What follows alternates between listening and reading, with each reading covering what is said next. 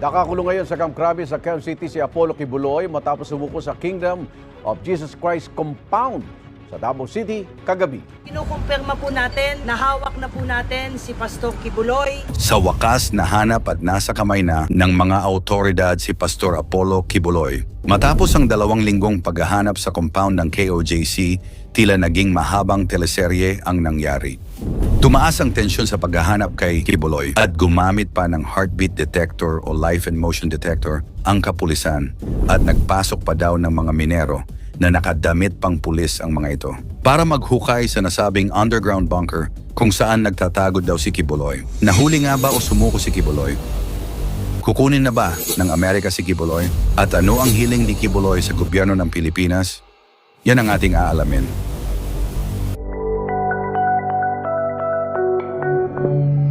Umabot ng 2 linggo ang paghahanap ng PNP kay Pastor Kibuloy sa compound sa Buhangin, Davao City. At nitong September 8, 2024, pasado 6 p.m. ng gabi, napasa kamay na ng autoridad si Kibuloy. Kumalat din sa social media ang litrato ni Kibuloy kasama ang abogado ng KOJC at isang lalaking nakasombrero na nakasakay sa isang eroplano. Hindi biro ang naging search operation para kay Kibuloy at mahigit 2,000 na mga pulis ang sumugod sa compound nito sa Davao City. Hinarang nung simula ngunit nakapasok pa rin ang mga otoridad. Bigo sila nung una na mahanap si Kibuloy hanggang may na-detect ang heartbeat detector sa ilalim ng lupa at ito daw ay di umano heartbeat ng tao. Yung operator naman ng device ang nagsasabi na tao talaga yun na heartbeat. Duda nila sa ilalim daw nagtatago si Kibuloy at meron daw itong secret underground bunker. Agad namang sinimula ng mga otoridad ang paghuhukay sa di umanong secret bunker. Ayon sa abogado ng KOJC, malalim na umano ang hukay ng mga pulis sa basement ng Jose Maria College Building. Nagpakita pa ito ng larawan ng ginawa umanong tunnel para hanapin ang bunker na kinaroroonan daw ni Kibuloy. May mga kumakalat din na balita na di umano minero at hindi mga pulis ang mga naghukay sa di umanong bunker ni Kibuloy. At nagbihis lang daw ang mga ito ng police uniform para makapasok sa compound at magsagawa ng drilling. Ininspection din ng mga senador na si Senator De La Rosa at Senator Robin Padilla ang cathedral sa compound at may nakita itong fresh concrete o bagong buhos na semento sa ilalim ng red carpet. Kinumpirma ito ng DPWH na ang sahig ay bagong buhos na semento base sa kaning instrumento. May video rin sila ng umano'y drilling operations ng mga pulis. Bagamat hindi kinumpirma, sinabi ng PNP na legal ang kanilang mga hakbang para mahanap si Kibuloy. Pero magdadalawang linggo na, wala pa ring Kibuloy na lumilitaw. Kaya naman nanawagan na si Senador De La Rosa kay General Torre na itigil na ang search operation dahil malaking perwisyo na ito sa kapulisan, sa KOJC members at sa mga mag-aaral sa Jose Maria College. We're appealing to you to please give these people peace of mind. Ibalik sa kanila yung property. Hindi mo kayang gawin yan? Are you willing to place your name as the very person that caused the constitutional crisis?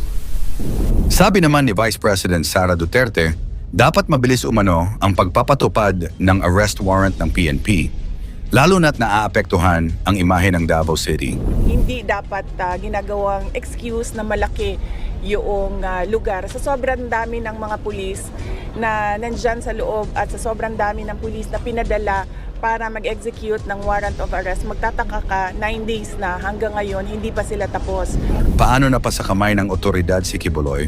Nagbigay daw ng ultimatum ang kapulisan kay Kibuloy na sumuko at kung hindi ay papasukin nila ang isang particular building na off-limits daw sa mga kapulisan. Kinumpirma ni Department of the Interior and Local Government Secretary Benhur Abalos na aresto at nasa kamay na ng otoridad si Kibuloy. Pero sabi ni General Torre, hindi daw niya alam ang full story kung paano nadakip si Kibuloy. Wala akong idea sa full story niyan. I think you have to ask the secretary kung paano ang full story, kung paano nahuli si Mr. Kibuloy. Basta nakita lang kanina dito na ating may aeroplano nga nung dumating, Air Force. Was it really C-130? Yeah, that's C-130. Dito po dumating. Yeah, may convoy na nakita, sabi niyo, di ba?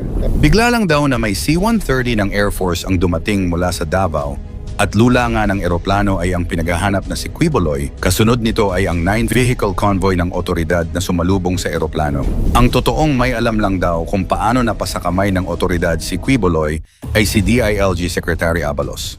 Ayon naman sa legal counsel ng KOJC na si Israelito Torion, kusang sumuko sa otoridad si Quiboloy at hindi daw ito nahuli.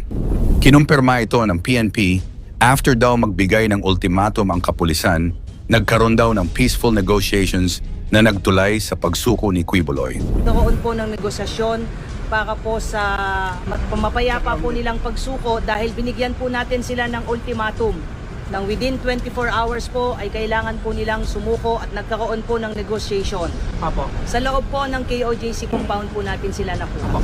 Sinabi naman ni Attorney Ferdinand Topacio na epal to the highest level si Secretary Abalos dahil sa pagsiwalat na inaresto daw nila si Quiboloy. Nag-pull out naman agad ang mga kapulisan na nakabantay sa KOJC compound nang malaman na nahuli na si Quiboloy. Nagkamayan at nagyakapan pa ang mga pulis at miyembro ng KOJC. Naghingi din naman ng paumanhin si General Torre sa KOJC members sa nangyaring tensyon sa search mission nila.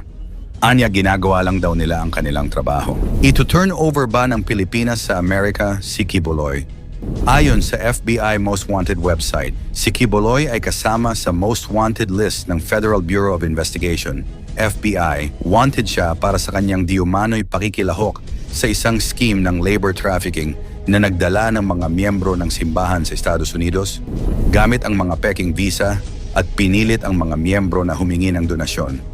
Ang mga donasyon na ito ay tunay na ginamit upang punduhan ang operasyon ng simbahan at ang marangyang pamumuhay ng mga leader nito. Ang mga miyembrong naging matagumpay sa paghingi ng donasyon para sa simbahan ay di umano'y pinilit na pumasok sa mga peking kasal o kumuha ng peking student visa upang ipagpatuloy ang pangangalap ng pondo sa Estados Unidos sa buong taon. Wanted din siya sa human trafficking, fraud and coercion, at bulk cash smuggling. Dati nang humiling ang pastor ng garantiya sa gobyerno ng Pilipinas na huwag siyang i-turn over sa Amerika. Pero tinawag lang itong tail-wagging ni President Bongbong Marcos. Seems to me a little bit tail-wagging the dog. Ang mapapangako ko, all the proceedings will be fair. Now, as to the involvement of the United States, malayo pa yan eh. That's going to take years. So I don't think that's something he needs to worry about, quite frankly. Ayon din kay Senator Risa Hontiveros, wala daw sa lugar si Quiboloy upang mag-request. Wala po siyang mag-impose ng mga kondisyon. Siya po ang may obligasyon. Maraming kaso ang haharapin ni Quiboloy dito sa Pilipinas maging sa ibang bansa. Ang pagkakahuli ni Pastor Quiboloy at ni Alice Go ay patunay na hindi natutulog ang batas at hindi ka nito titigilan hanggat buhay ka pa. Mahirap man ang naging operasyon ng kapulisan, nagbunga naman ito ng napilitang sumurrender si Quiboloy. Ikaw, sa iyong palagay, dapat bang i-turn over si Quiboloy sa Amerika? O karapat dapat siyang protektahan ng Pilipinas? I-komento mo naman ito sa ibaba, pakilike ang ating video, i-share mo na rin sa iba. Salamat at God bless.